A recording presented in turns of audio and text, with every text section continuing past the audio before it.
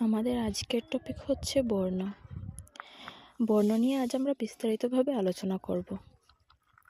তো আমরা আমাদের মনের কথাকে লিখে প্রকাশ করার জন্য কিছু সংখ্যক সাংকেতিক চিহ্ন ব্যবহার করে থাকি।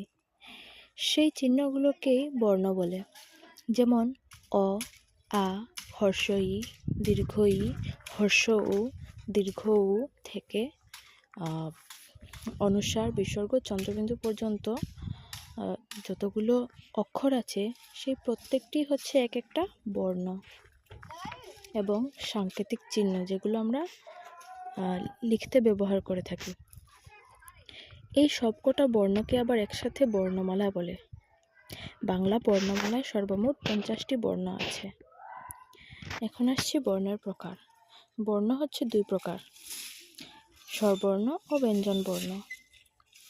স্বরবর্ণ হচ্ছে যে সকল বর্ণ উচ্চারণ করতে আমাদের অন্য কোনো বর্ণ বা ব্যঞ্জন বর্ণের সাহায্যের প্রয়োজন হয় না, সেই বর্ণগুলোকে স্বরবর্ণ বলে। যেমন অ, আ, হর্ষ ই, দীর্ঘ ই থেকে এ, ঐ, ও, ঔ পর্যন্ত 11টি বর্ণ আছে। এগুলোকে স্বরবর্ণ বলে, কারণ এগুলোর উচ্চারণে অন্য কোনো বর্ণের সাহায্যের প্রয়োজন হয় না। স্বরবর্ণ আবার দুই প্রকারের হয়: হ্রস্বস্বর ও দীর্ঘস্বর। হ্রস্বস্বর হচ্ছে যে সকল স্বরধ্বনি অর্থাৎ স্বরবর্ণের উচ্চারণে কম সময় লাগে, সেগুলোকে হ্রস্বস্বর বলে। যেমন অ, হর্ষ ই, হর্ষ উ, হ্রস্ব ঋ। এবং দীর্ঘস্বর হচ্ছে যে সকল স্বরধ্বনি বা স্বরবর্ণ উচ্চারণে অধিক সময় লাগে, বেশি সময় লাগে, তাদেরকে দীর্ঘস্বর বা দীর্ঘস্বর ধ্বনি বলে। যেমন আ, দীর্ঘ ই, দীর্ঘ উ, এ, ঐ, ও, ঔ। এখন আসছি ব্যঞ্জন বর্ণতে।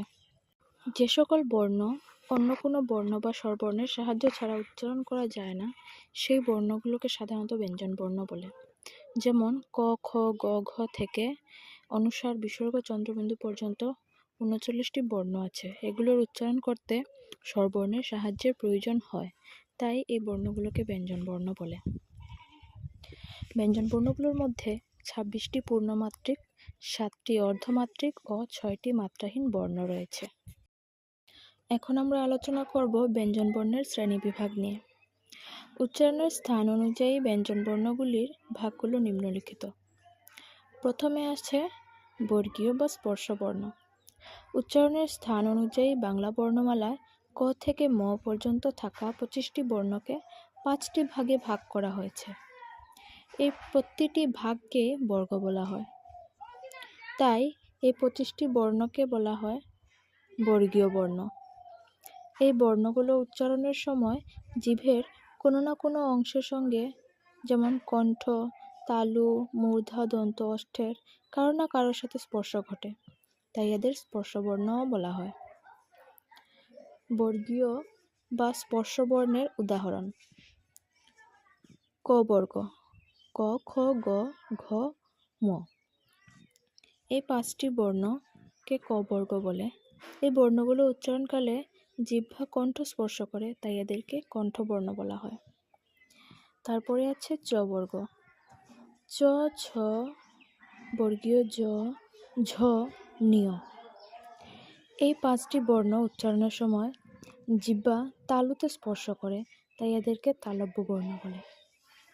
ট বর্গ, ট, ঠ, ড, ঢ, মূর্ধন্য। এই বর্ণগুলো উচ্চারণকালে জিহ্বা মূর্ধার দিকে আকৃষ্ট হয়, তাই এদেরকে মূর্ধন্য বর্ণ বলা হয়। ত বর্গ, ত, থ, দ, ধ, দন্ত্য ন। এই বর্ণগুলো উচ্চারণকালে জিহ্বা দন্তে অর্থাৎ দাঁতে স্পর্শ করে, তাই এই বর্ণগুলোকে দন্তবর্ণ বলা হয়। প বর্গ, প, ফ, ব, ভ, ম। এই বর্ণগুলো উচ্চারণকালে জিহ্বা ওষ্ঠে অর্থাৎ ঠোঁটে স্পর্শ করে, তাই এই বর্ণগুলোকে ওষ্ঠবর্ণ বলা হয়। 2 নম্বর হচ্ছে ঊষ্ম বর্ণ। যে সকল ব্যঞ্জন বর্ণ উচ্চারণের সময় উচ্চারকটা উচ্চারণ স্থানটিকে পুরোপুরি স্পর্শ না করে শুধুমাত্র ঘর্ষণ করে, সেই বর্ণগুলোকে ঘর্ষণজাত বা ঊষ্ম বর্ণ বলা হয়। এই ধ্বনিগুলো শ্বাস যতক্ষণ বের হতে থাকে ততক্ষণ উচ্চারণ করা যায় বলে শ্বাস ব্যঞ্জন ধ্বনি নামেও পরিচিত। যেমন তালব্য স, মূর্ধন্য স, দন্তীয় স, হ। এই 4টি বর্ণকে ঊষ্ম বর্ণ বলে। 3 নম্বর হচ্ছে অন্তস্থ বর্ণ। অন্তস্থ শব্দটির অর্থ মাঝে অবস্থিত। অন্তস্থ জ, র, ল 3টি বর্ণ স্পর্শবর্ণ ও ঊষ্ম বর্ণের মধ্যে অবস্থিত, তাই এই বর্ণ 3টিকে অন্তস্থ বর্ণ বলে। 4 নম্বর হচ্ছে আশ্রয় স্থানভাগী বা অযোগবাহ বর্ণ। অনুস্বার, বিসর্গ এর নিজস্ব কোনো উচ্চারণ নেই। এরা সব সময় এদের আগে যে বর্ণটি থাকে তাকে আশ্রয় করে উচ্চারিত হয়, তাই এই বর্ণ দুটিকে আশ্রয়ভাগী বা অযোগবাহ বর্ণ বলে। তারপরে আসছি উচ্চারণ রীতির বৈশিষ্ট্য অনুযায়ী ব্যঞ্জন বর্ণগুলোকে 5 ভাগে ভাগ করা যায়। মহাপ্রাণ বর্ণ, অল্পপ্রাণ বর্ণ, ঘোষ বর্ণ, অঘোষ বর্ণ ও অনুনাসিক বা নাসিক্য বর্ণ। প্রথমে হচ্ছে মহাপ্রাণ বর্ণ। প্রাণ শব্দের অর্থ নিঃশ্বাস, বায়ু। প্রতিটি বর্গের দ্বিতীয় ও চতুর্থ বর্ণ উচ্চারণ করার সময় হ জাতীয় নিঃশ্বাস বায়ু জোরে বেরিয়ে আসে, তাই এদেরকে মহাপ্রাণ বর্ণ বলে। যেমন খ, ঘ। খ বলতে সময় খয়ের পেছনে হটা বেরিয়ে আসে। ঘ আমরা যখন বলি তখন ঘর পেছনে হটা বেরিয়ে আসে, তাই এই বর্ণগুলোকে মহাপ্রাণ বর্ণ বলে। 2 নম্বর হচ্ছে অল্পপ্রাণ বর্ণ।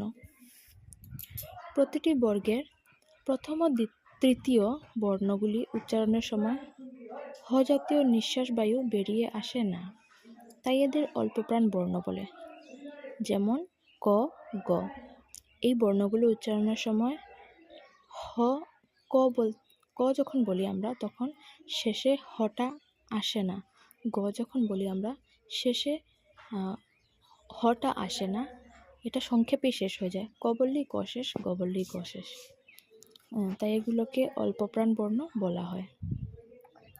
3 নম্বর হচ্ছে ঘোষ বর্ণ। ঘোষ শব্দের অর্থ হচ্ছে গাম্ভীর্য। প্রতি বর্গের তৃতীয় চতুর্থ বর্ণের উচ্চারণ গাম্ভীর্যপূর্ণ, তাই এদের ঘোষ বর্ণ বলে। যেমন গ, ঘ। তারপর বর্গীয় জ, ঝ, ড, ঢ। এগুলো হচ্ছে অঘোষ বর্ণ, ঘোষ বর্ণ। তারপর 4 নম্বর আসছি আমরা অঘোষ বর্ণতে। প্রতিটি বর্গের প্রথম ও দ্বিতীয় বর্ণের উচ্চারণ মৃদু ও গাম্ভীর্যহীন, তাই এই বর্ণগুলোকে অঘোষ বর্ণ বলা হয়। যেমন ক, খ। তারপরে আছে চ, ছ, ট, ঠ, ত, থ, প, ফ।